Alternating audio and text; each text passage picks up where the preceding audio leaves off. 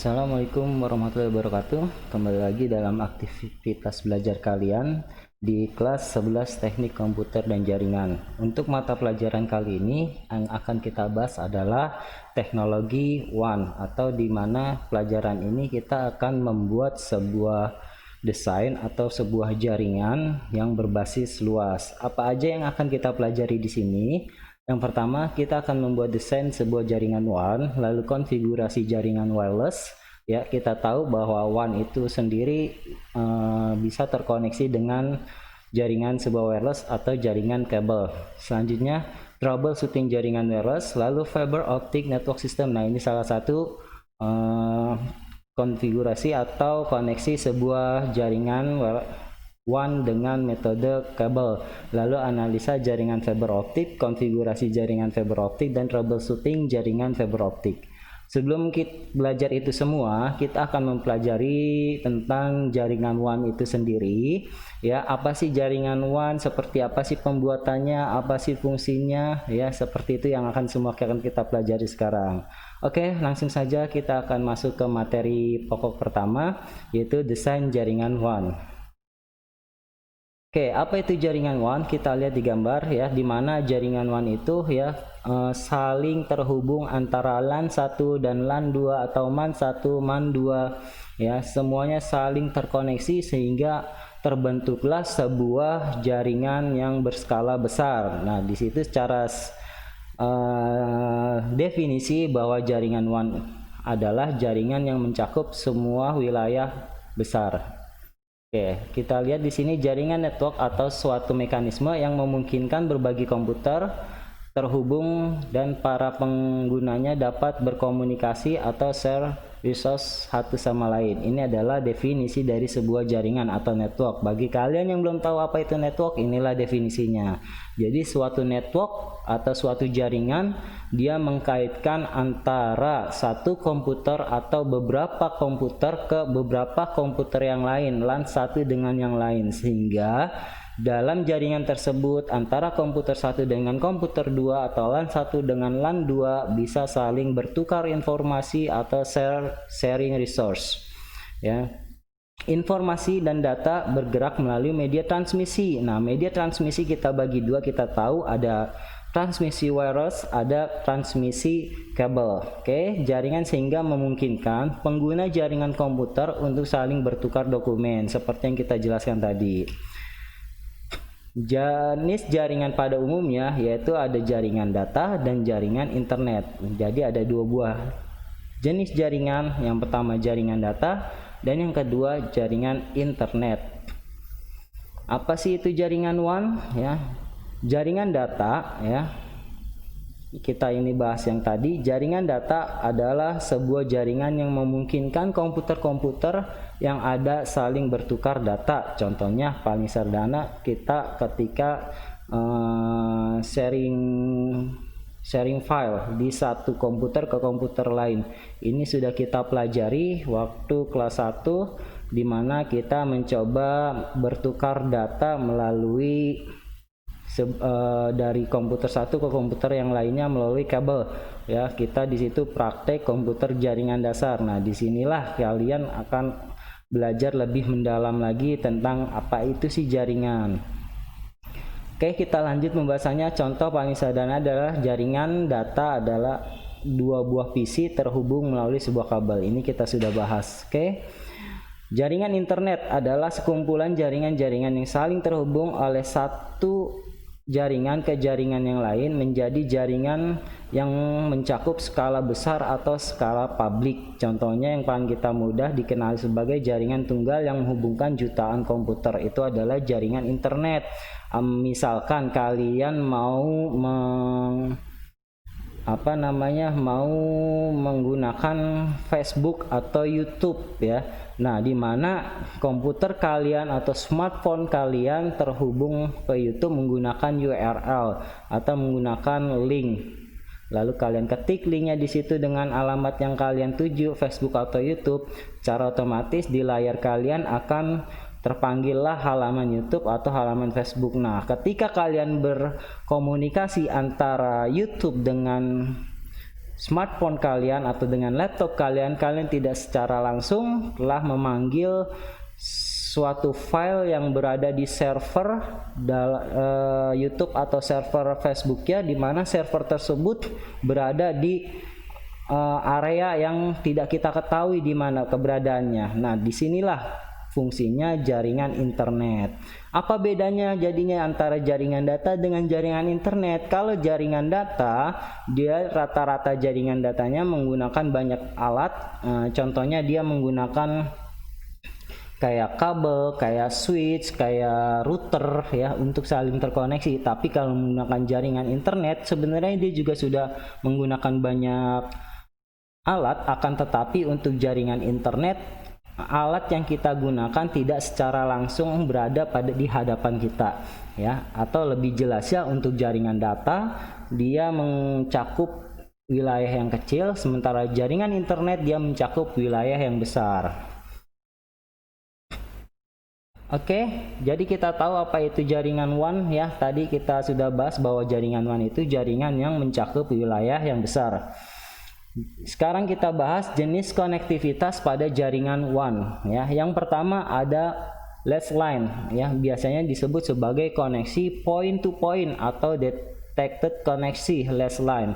Jalur komunikasi WAN yang dibangun dari CPE melalui DCE switch menuju remote site CPE memperbolehkan jaringan DTE untuk berkomunikasi kepada kapan saja dan tanpa prosedur setting sebelumnya mentransmisi data. Ketika biaya bukan masalah, ini adalah pilihan yang terbaik. Last Light menggunakan synchronous serial line sampai dengan 45 MB per second, di mana enkapsulasi HDCL dan PHP sering digunakan dalam Let's Light kali ini. Nah, sebelum kita bahas apa itu koneksi-koneksi jaringan WAN, apakah kalian tahu yang dinamakan CPE atau DCE ya, atau DTE atau HDCL atau PPP ya?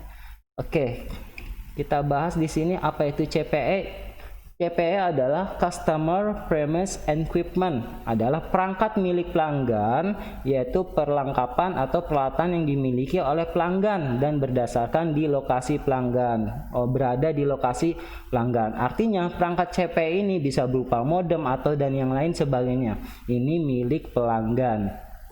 Sementara DCE atau Data Communication Equipment adalah mekanisme dan link dari sebuah network komunikasi yang menyusun bagian network data dari interface user ke network seperti modem ya. Dan sementara DTE, Data Terminal Equipment, adalah semua alat yang berlokasi di sisi user dari sebuah interface user network yang bertindak sebagai sebuah destinasi atau sumber kedua yang lainnya. DTE meliputi alat-alat seperti multiplexer, router, penerjemah protokol, dan komputer itu sendiri. Koneksi ke sebuah network remote dilakukan melalui DCE. Artinya antara CPE, DCE, DTE ini adalah semua alat yang digunakan user untuk mengakses sebuah jaringan WAN. Oke, paham sampai di sini untuk istilah-istilah pada jaringan WAN. Kalau misalkan kurang paham, nanti kalian bisa ketik pertanyaan di kolom komentar, atau saya sarankan kalian searching di media internet kalian. Lalu HDCL, apa itu? High Level Data Link Control, ya, dikembangkan oleh Synchronous Data Links ya, atau SDLC, yang diciptakan oleh IBM, yaitu sebuah protokol koneksi di layer data link dari OSI 7 layer. Kita udah bahas ini waktu kelas 1 di komputer jaringan dasar, ada 7 lapis layer. Header HDCL tidak membawa identifikasi jenis protokol yang dibawa dalam encapsulation HDCL. Karena itu, setiap vendor yang menggunakan HDCL memiliki cara mereka sendiri dalam melakukan identifikasi protokol layer network, yang berarti setiap HDCL yang memiliki sebuah vendor bersifat properti, artinya hanya dapat dipakai untuk perlengkapan buat mereka sendiri. Nah, HDCL, untuk koneksi HDCL biasanya sebuah alat yang menggunakan protokol HDCL ya, HDCL dan PPP itu adalah sebuah protokol keamanan ya. Jadi setiap perusahaan atau yang apapun bentuknya yang menggunakan alat HDCL harus menggunakan sebagai data transfer tadi ya, harus untuk data receive-nya juga menggunakan menggunakan protokol atau alat yang mengandung protokol HDCL. Lalu PPP point to point adalah protokol standar industri karena semua versi multi protokol HDCL bersifat properti, artinya milik dia sendiri. Maka point to point protokol dapat digunakan untuk menciptakan koneksi point to point antara pelanggan yang dengan vendor yang berbeda. Artinya di sini bahwa ketika misalkan suatu vendor A yang menggunakan protokol HDCL, lalu ada ada vendor B ya menggunakan protokol yang berbeda tanpa menggunakan HDCL, maka koneksinya bisa menggunakan protokol point to point atau PPP. Nah, sehingga antara vendor A ya dan vendor B bisa saling bertukar data atau terkoneksi. Kalau kurang paham, kalian bisa banyak cari di Google referensinya. Ini juga saya boleh nyari referensinya. Yang penting kalian mau mencari, dan itulah tujuan belajar kita. Nggak perlu sampai disampaikan oleh guru kalian seperti ini, seperti ini, seperti ini. Kalian yang penting imajinasi, inisiatif sendiri ingin mencari. Oke, bisa kita lanjut. Nah, sekarang jenis konektivitas one yang kedua. Yang kedua itu ada circuit switching ya. Sekali lagi ada circuit switching. Ketika kita mendengar istilah circuit switching, yang akan terpikir oleh kita adalah telepon ya, handphone. Oke, keuntungan terbesar dalam biaya ini hanyalah membayar untuk waktu yang kita gunakan saja. Dimana kalau telepon ketika kita gunakan, kita ditarik data hanya ketika kita menggunakan telepon itu sendiri, betul ya. Tidak ada data yang akan dikirim sebelum koneksi dibangun atau dijalankan. Circuit switching menggunakan dial-up modem atau ISDN yang biasanya digunakan untuk pengiriman data pada bandwidth yang kecil ya. ISDN itu adalah jenis suatu protokol keamanan data. Nah, lihat di sini ISDN adalah layanan telekomunikasi seluruh dunia yang menggunakan transmisi digital dan teknologi switching untuk mendukung komunikasi data digital suara. Contohnya VoIP, dia menggunakan ISDN. Ya, ada dua macam ISDN, yaitu ISDN BRI dan PRI. ISDN BRI atau Basic Rate Interface terdiri dari dua B channel dan 1 D channel. Channel B BRI bekerja pada 60 KB per second dan membawa data. Sementara channel DBRI bekerja pada 16 KB per second dan biasanya membawa kontrol dan informasi pensinyalannya. BRI juga menyediakan kontrol framing dengan jumlah total bit rate mencapai 144 KB per second. Sementara ISDN Prima Rate Interface atau PRI terdiri 23 B channel dan 164 KB per second D channel. Di Amerika Utara atau Jepang, total bit rate mencapai 1544 megabit per second. Ini suatu koneksi yang luar biasa cepatnya. Makanya kenapa Indonesia masih seperti ini, karena dari segi infrastruktur kita masih belum memadai untuk koneksi cepat seperti yang ada di Amerika atau di Jepang ya, karena teknologi mereka lebih jauh canggih ketimbang di kita. Selanjutnya, jenis konektivitas jaringan WAN yang ketiga, yaitu ada paket switching. Ini adalah metode switching WAN yang memungkinkan perusahaan kita untuk berbagi bandwidth dengan perusahaan yang ada. Untuk menghemat biayanya, paket switching biasanya dianalogikan mirip dengan last line, tetapi biaya yang diperlukan hanya sebesar ketika kita menggunakan model circuit switching. Jadi untuk paket switching di sini biayanya lebih mahal ketimbang kita menggunakan metode circuit switching. Sekarang yang menjadi pertimbangan, apakah diperlukan pengiriman data secara konstan? Ya, apabila iya, berarti kita menggunakan data yang kurang tepat untuk menggunakan switching seperti ini. Contoh dari paket switching adalah protokol frame relay dan protokol X125 kecepatan akses berkisar sampai 50 kilobyte sampai T3 tera, ini tera kecepatan ya, 45 Mbps per second. Oke. Ini adalah jenis-jenis dari konektivitas jaringan WAN. Selanjutnya komponen-komponen pembangun jaringan WAN. Apa aja yang harus kita siapkan peralatan dalam saat kita membangun jaringan WAN?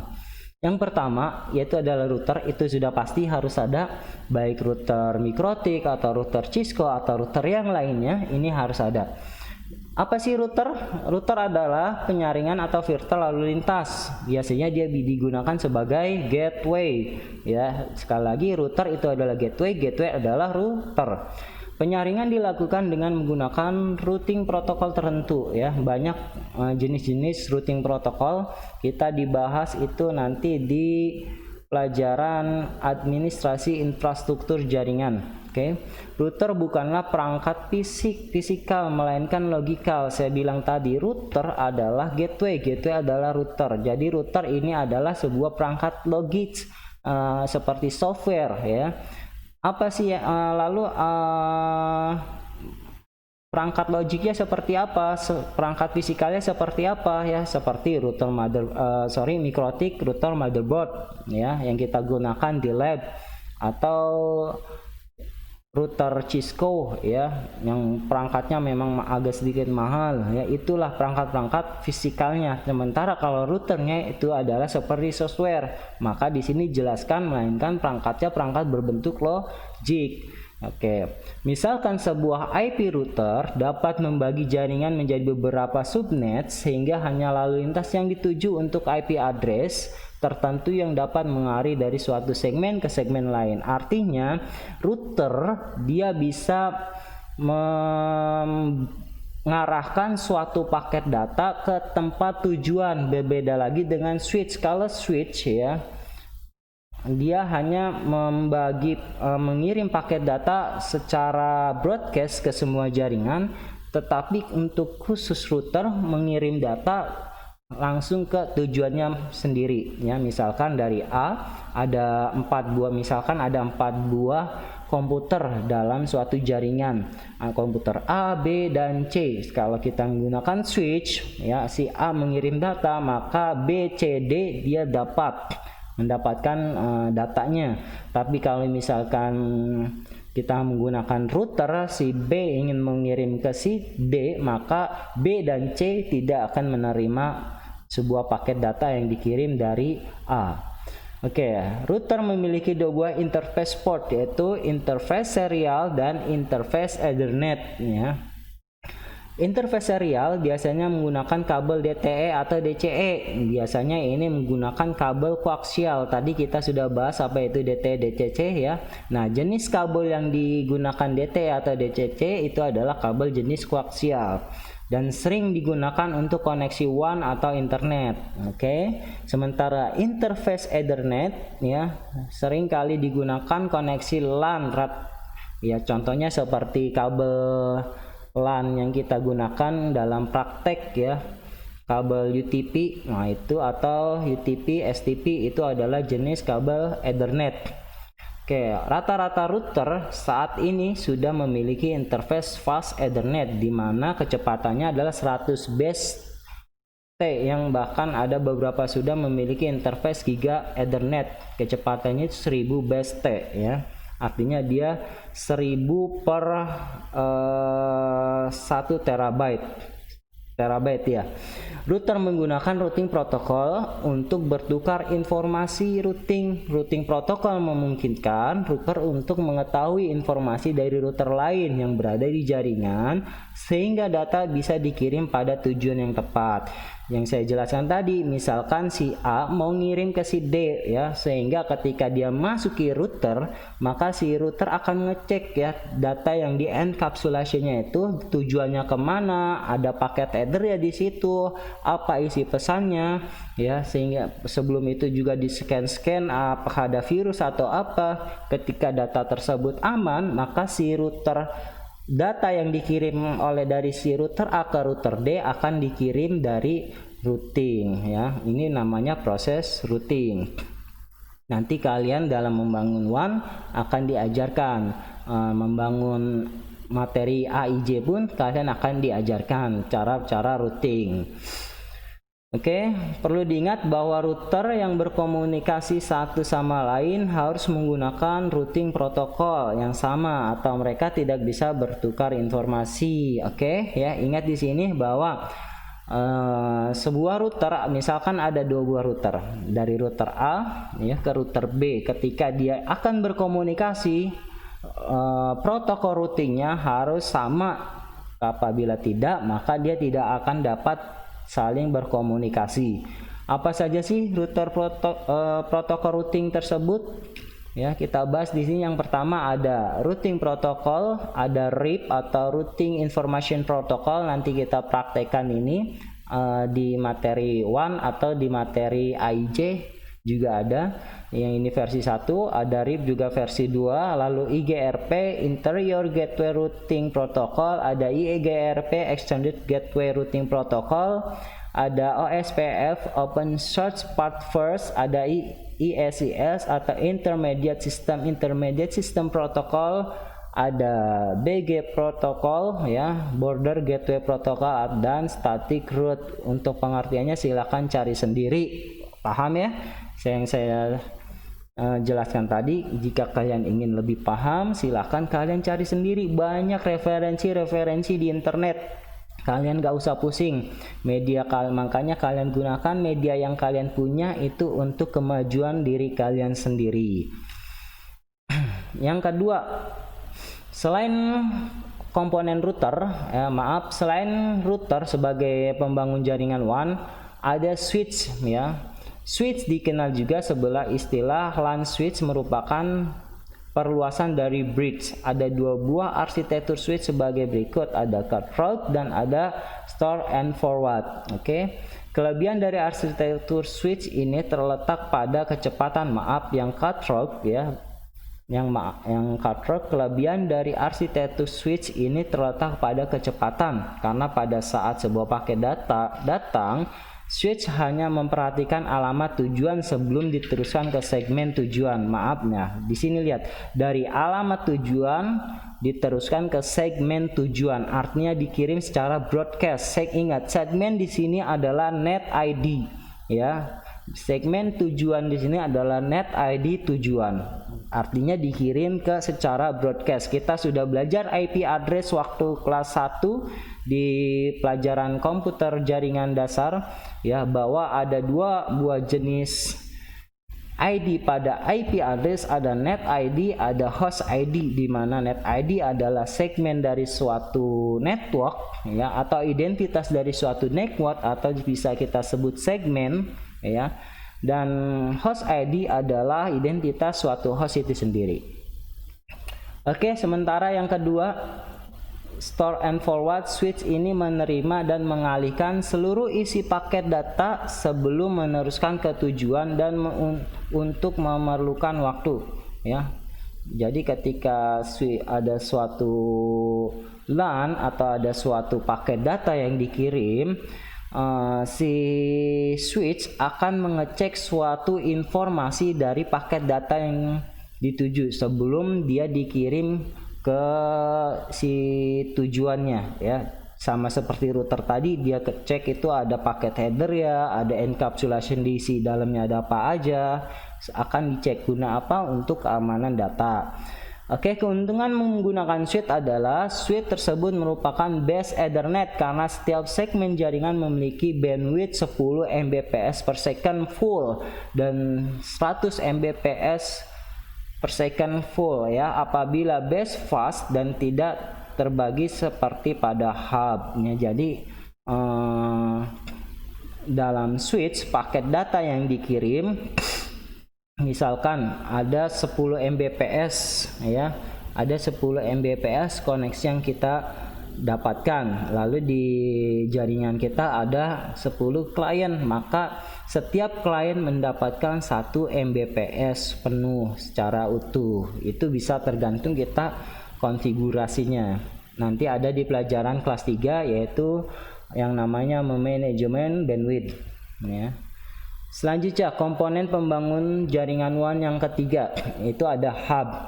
Hub adalah suatu perangkat yang memiliki banyak port ya. Kita tahu ada 24 port, biasanya paling yang kita tahu paling banyak ada 24 port itu ada di lab yang paling belakang posisinya ya, yang terhubung ke terbanyak kabel. Nah, itu adalah hub. Bukan switch. Kalau switch yang kita gunakan seperti mikrotik itu switch ya. Nah, maaf, mikrotik bisa kita jadikan switch, bisa kita jadikan router ya. Oke, bisa kita juga jadikan sebagai bridge ya. Jadi banyak macam di yang namanya mikrotik, sama seperti di Cisco juga ya. Dia bisa dijadikan switch, bisa dijadikan router, bisa dijadikan bridge. Lalu apa bedanya? Bedanya adalah vendornya ya. Pasti menggunakan switch lebih murah, menggunakan mikrotik itu lebih murah ketimbang kita menggunakan Cisco. Makanya yang familiar kita pelajari adalah mikrotik. Oke. Pada jaringan yang umum, sebuah port akan menghubungkan hub dengan komputer server atau ke komputer klien. Sementara itu port yang lain digunakan untuk menghubungkan dengan node-node. Nah, lihat di sini antara setiap port yang ada pada hub itu menghubungkan server atau ke node-node. Node di sini adalah komputer, bisa dia berupa komputer atau bisa berupa printer ya, apa saja yang namanya akhir dari sebuah perjalanan paket data itu disebut node. Oke, hub hanya memungkinkan user untuk berbagi jalur yang sama pada jaringan tersebut. Tiap user hanya akan mendapatkan kecepatan dari bandwidth yang ada. Jadi setiap fungsinya hub di sini dia hanya membagi jalur yang sama ya. Artinya ketika si A mendapatkan 5 Mbps, lalu si B mendapatkan 1 Mbps, dia hanya bisa berbagi jalur, bukan berbagi paket data. Oke ya, bukan berbagi kecepatan.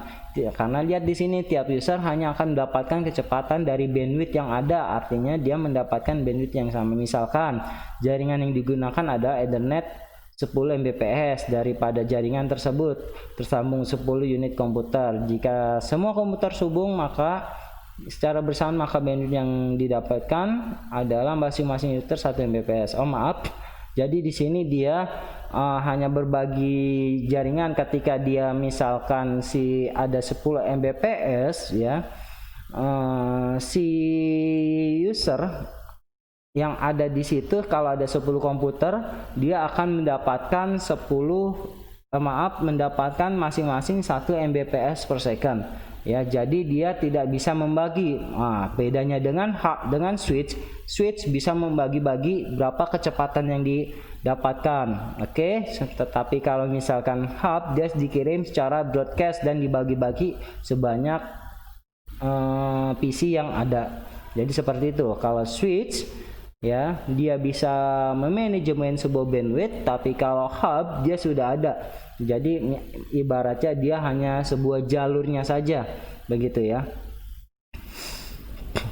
Dan yang terakhir yang keempat adalah kabel. Yang kita tahu ada dua jenis kabel yang untuk membangun sebuah WAN. Ya, yang pertama ada kabel UTP, kita sudah bahas ini, kita sudah tahu, kita sudah paham cara membuatnya. Kalian waktu kelas 1 terakhir pertemuan dengan saya itu sudah belajar membuat kabel UTP. Jadi menurut saya ini nggak ada permasalahan ketika nanti kita praktek. Oke ya. Nah, kabel UTP ada dua jenis ya dalam konfigurasinya ya, ada straight through dan crossover. Oke, kita juga harus ingat kembali susunan-susunan kabel straight through itu apa dan susunan-susunan crossover itu seperti apa ya. Selanjutnya yang kedua kabel DTE atau DCE ya. Nah, kabel ini yang sering kita lihat seperti kabel antena. Nah, itu kabel DTE atau DCE ya, digunakan untuk membangun antara router dengan router yang lain ya, atau dengan router dengan modem. Sedangkan kabel DCE ya digunakan untuk menghubungkan antara modem dengan device komunikasi internet. Jadi kalau DTE dia menghubungkan media pengirim kita ya, router kita atau modem kita, antara router ke router atau router ke modem. Sementara DCE digunakan untuk menghubungkan antara modem ya dengan device komunikasi internetnya. Nah, apa sih device komunikasi internetnya? Itu bisa berupa konektor konektor T base T ya, itu bisa seperti itu. Kalian cari-cari aja di internet. Oke, cukup sekian pembahasannya. Nanti kita lanjutkan pertemuan selanjutnya ya. Kita lanjutkan di pertemuan selanjutnya, yaitu tentang membangun jaringan WAN dengan Cisco Packet Tracker. Jadi kita di sini akan menggunakan Cisco Packet Tracker. Nanti ketika kita di AIJ kita akan fokus menggunakan Mikrotik. Jadi ada 2 buah router yang harus kita pahami di kelas 2 ini. Yang satu Cisco dan yang satu Mikrotik. Oke? Ya, sebelum saya akhiri, apabila ada pertanyaan-pertanyaan, kalian bisa komen atau langsung chat di WA ya. Kalau tidak ada ya mudah-mudahan kalian bisa paham, atau sebelum kalian komen kalian bisa cari-cari referensi lain di Google atau di YouTube. Itu banyak sekali referensi, yang penting kalian jangan malas. Saya akhiri, assalamualaikum warahmatullahi wabarakatuh.